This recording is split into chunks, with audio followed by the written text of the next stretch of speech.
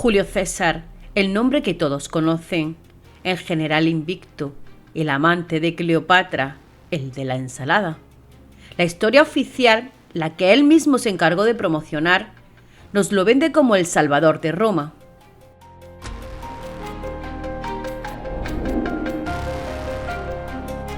Hola, soy Vanessa y hoy vamos a pasar de esa versión del libro de texto y vamos a contar el verdadero culebrón. La historia del hombre que vio una república en llamas y en lugar de traer el cubo de agua, llegó con un bidón de gasolina y una caja de cerillas. Hoy abrimos el expediente del político más brillante y peligroso de la historia. Un hombre que entendió que para llegar al poder no necesitas tener razón. Necesitas tener una buena historia, un buen ejército y cero escrúpulos. ¿Fue César el salvador de Roma o su asesino? Preparaos porque el juicio está a punto de comenzar. Para entender a César, primero hay que entender su patio de recreo, la Roma del siglo I a.C. Y no era un lugar de nobles filósofos en toga, era un avispero. Una ciudad al borde del colapso, gobernada por una panda de familias ricas que se apuñalaban, a veces literalmente, por un trozo más grande del pastel.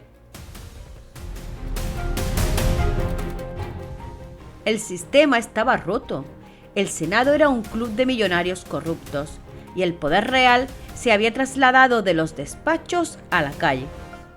Los nuevos reyes de Roma eran los padrinos, generales que tenían ejércitos privados y que usaban a la plebe como una masa de matones para conseguir lo que querían.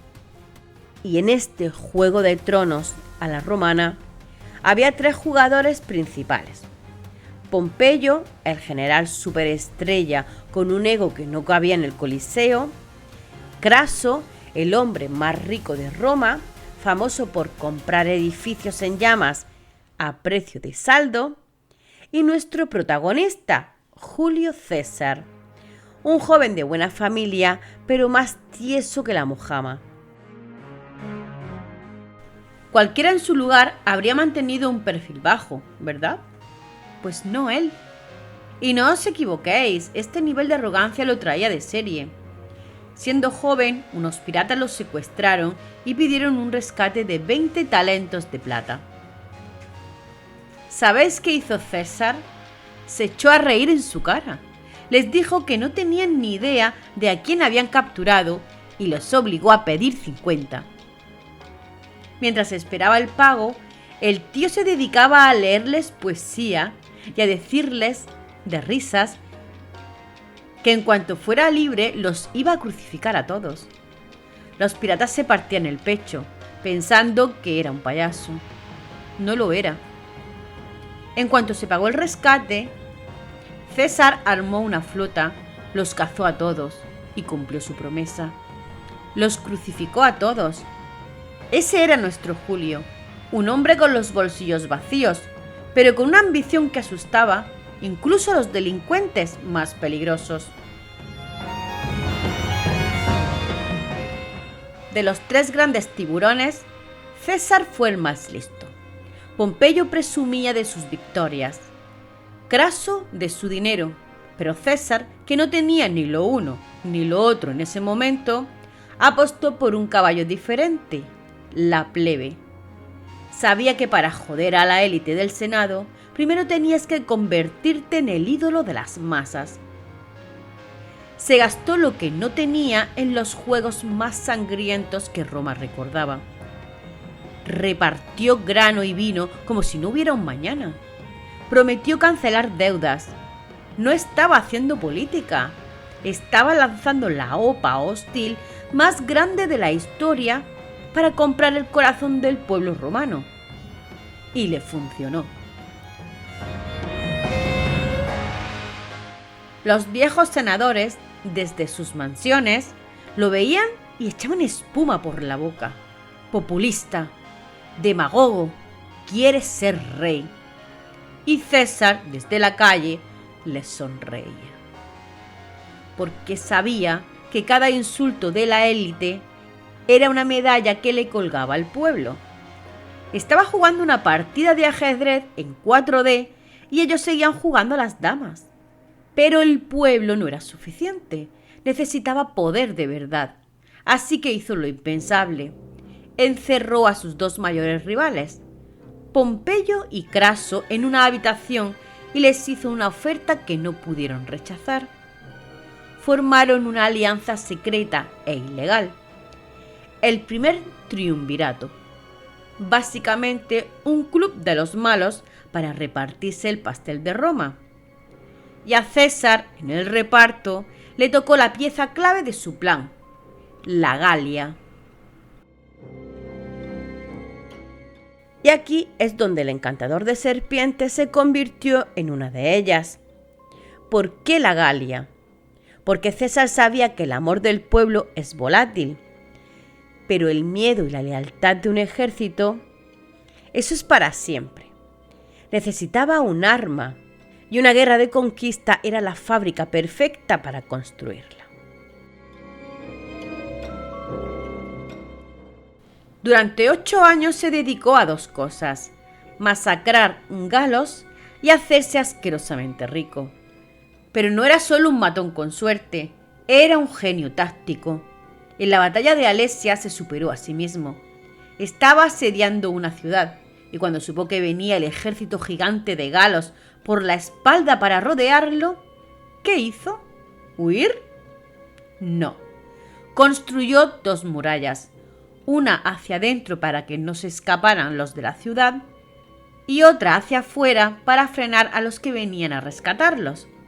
Se quedó encerrado en un donut de madera y hierro y ganó. Aquello no fue una batalla, fue una exhibición de que César jugaba en otra liga. Y mientras hacía estas locuras, escribía su propio bestseller, La Guerra de las Galias, una obra maestra de la propaganda donde, casualmente, él siempre quedaba como el héroe inteligente y valiente que traía la civilización a los bárbaros. Estaba tuiteando sus victorias al pueblo de Roma, pero con un libro. ¿Lo veis? El plan era perfecto. Tenía al pueblo comiendo de su mano. Tenía más dinero que la propia Roma. Y ahora tenía un ejército de asesinos que matarían y morirían por él. El tablero estaba listo. Solo faltaba una pieza para dar el jaque mate. Año 49 a.C. El tablero de ajedrez ha cambiado. Craso, el banquero del Club de los Malos, ha muerto en una desastrosa campaña en Oriente. El triunvirato está roto. Y Pompeyo, el general estrella, ha cometido el peor error de su vida. Ha vuelto a casa. Se ha aliado con el Senado, convencido de que su fama y el poder de la República son suficientes para aplastar a César. El Senado, ahora con Pompeyo como su campeón, se siente fuerte y le envía a César el ultimátum. La orden es clara e innegociable. Abandona tu ejército, vuelve a Roma como un don nadie y enfréntate a la justicia. Y todos sabían que la justicia del Senado era una daga en la espalda.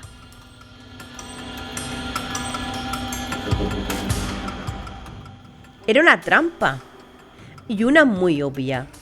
Si César obedecía, lo despojarían de su fortuna, de su honor y probablemente de su vida.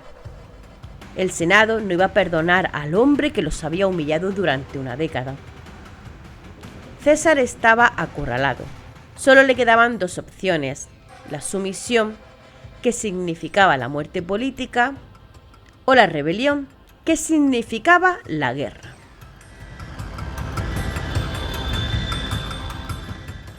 Con su ejército marchó hacia el sur hasta llegar a un pequeño río que para un romano era un muro invisible, el Rubicón. Era la frontera sagrada de Italia y la ley más antigua de la República era un tabú. Ningún general, bajo ninguna circunstancia, podía cruzar ese río con sus legiones. Hacerlo era el acto de traición definitivo. era usar el ejército de Roma para atacar a la propia Roma. Era pulsar el botón nuclear de la política romana y declararle la guerra a tu propia patria. Las fuentes nos dicen que César se detuvo en la orilla. Durante horas miró las aguas oscuras, debatiendo el destino del mundo. ¿Fue un momento de duda real? ¿O fue puro teatro para sus hombres, para hacerles ver que la decisión era inevitable? Nunca lo sabremos. Lo que sí sabemos es que finalmente dio la orden y pronunció las palabras que pasarían a la historia. Alea y acta es. La suerte está echada. En ese momento, la República Romana murió. Quizás ya estaba enferma, quizás ya estaba en coma. Pero fue César quien esa noche, en la orilla de un río insignificante, desconectó la máquina que la mantenía con vida y desató el infierno.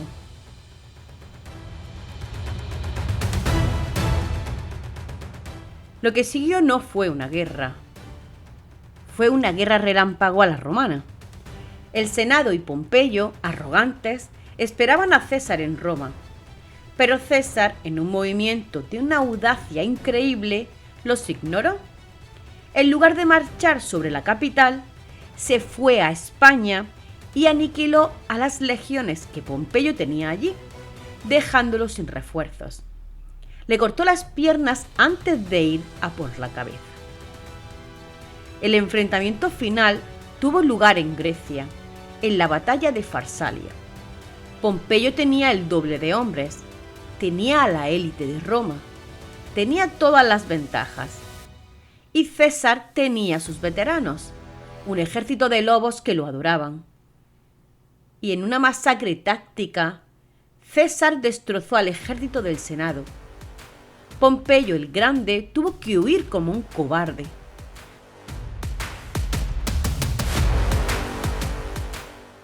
La huida de Pompeyo lo llevó a Egipto, buscando refugio. Pero los egipcios, que no eran tontos, hicieron sus cálculos. ¿Por qué apoyar al perdedor? Así que para ganarse el favor del nuevo amo del mundo, asesinaron a Pompeyo y le presentaron a César su cabeza en una bandeja cuando desembarcó. Las crónicas dicen que César, al ver la cabeza de su antiguo aliado y yerno, lloró. ¿Lágrimas de pena o lágrimas de cocodrilo del hombre que por fin se había quedado sin rivales? Nunca lo sabremos. Lo que sí sabemos es que aprovechando que estaba en Egipto, se tomó unas vacaciones y allí tuvo un affair con una joven reina llamada Cleopatra, que se le presentó de una forma muy original. Digamos que llegó como un pedido a domicilio enrollada en una alfombra. Pero esa es otra historia que ya tenemos en el canal. Os lo dejo por aquí.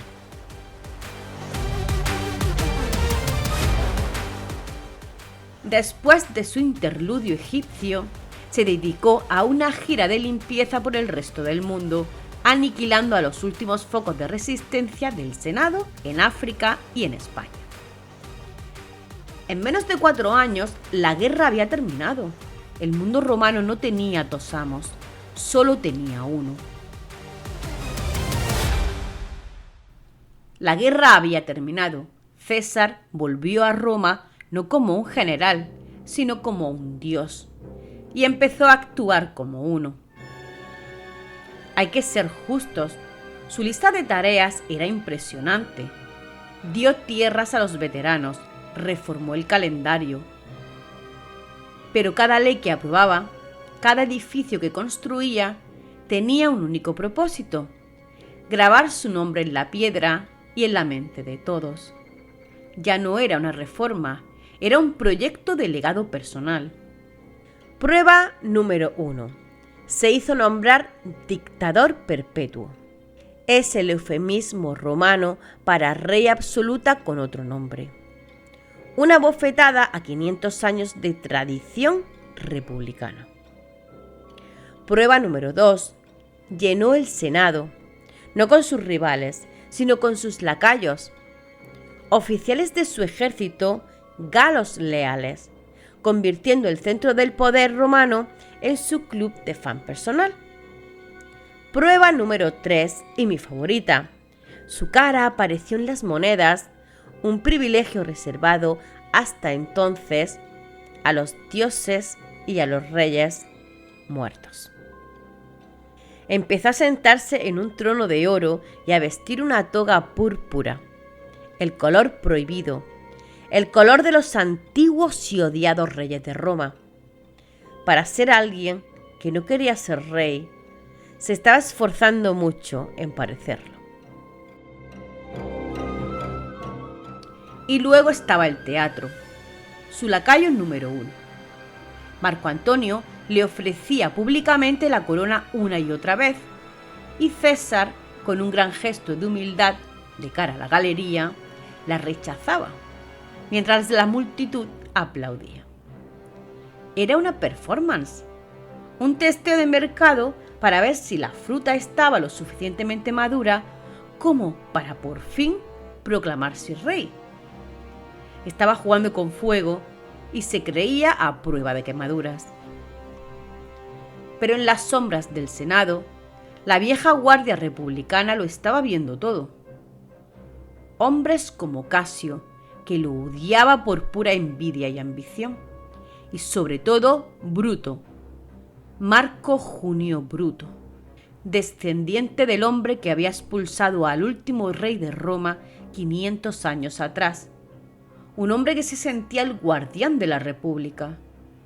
Y cada nuevo honor que aceptaba César, cada nuevo gesto de rey, era una tortura para él.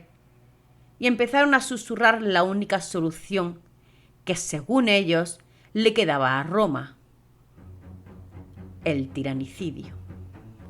Los idus de marzo, 15 de marzo del año 44 a.C., César, que no se encontraba muy bien ese día, planeaba no asistir a la reunión del Senado.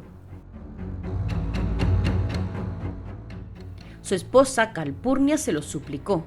Había tenido pesadillas terribles, soñó que lo acunaba muerto en sus brazos.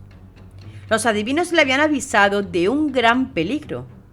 El propio César, la noche anterior, había dicho que prefería una muerte súbita a una larga enfermedad.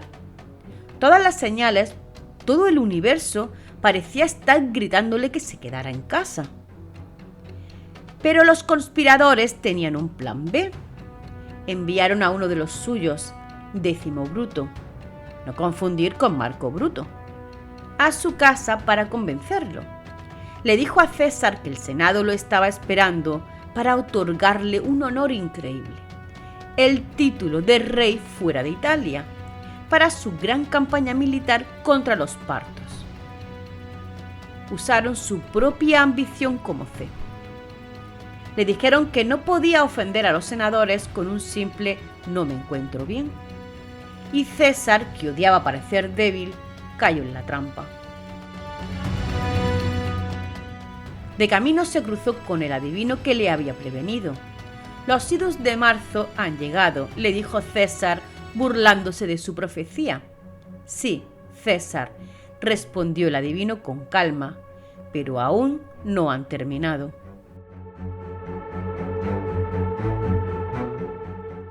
César ignoró la última advertencia y entró en la curia de Pompeyo, el lugar de la reunión. Dentro, el ambiente era eléctrico. Los conspiradores, con las dagas escondidas bajo sus togas, lo esperaban. El plan estaba en marcha.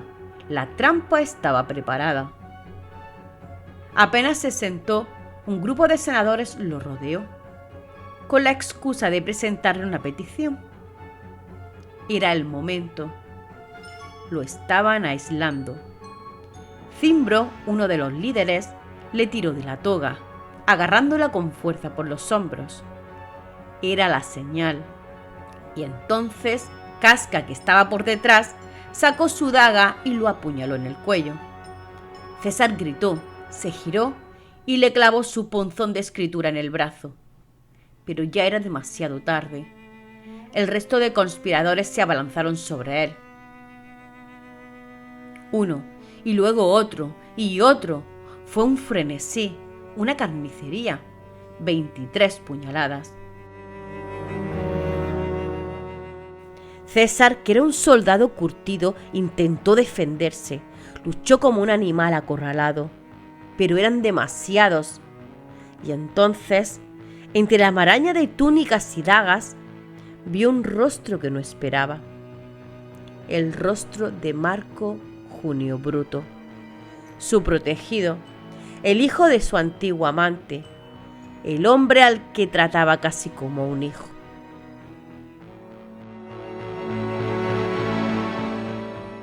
Y según la leyenda, al ver a Bruto entre sus asesinos, pronunció sus últimas palabras en griego, kai su teknon. Tú también, hijo mío. Dejó de luchar, se cubrió la cabeza con la toga, aceptando su destino, y se desplomó a los pies de la estatua de su antiguo enemigo, Pompeyo el Grande. Los asesinos, liderados por Bruto y Casio, se llamaban a sí mismos los liberadores. Salieron a las calles gritando «Sic semper tyrannics», así siempre a los tiranos, convencidos de que matando a César habían salvado a la República. No podían estar más equivocados. El asesinato de César no restauró la República, la pulverizó.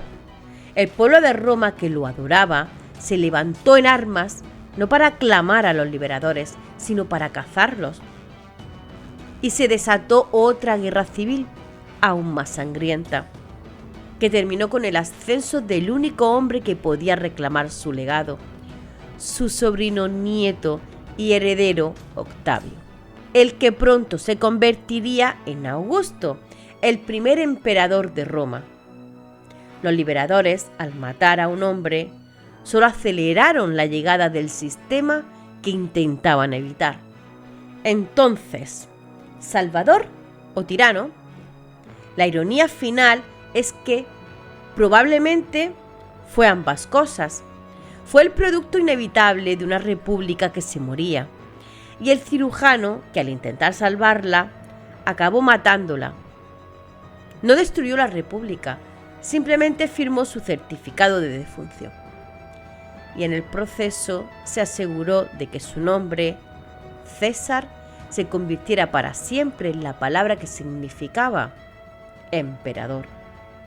César fue el romano que conquistó el mundo, pero antes de él hubo un hombre que estuvo a punto de destruir Roma para siempre, Aníbal Barca, el único general que hizo que el Senado romano temblara de puro pánico.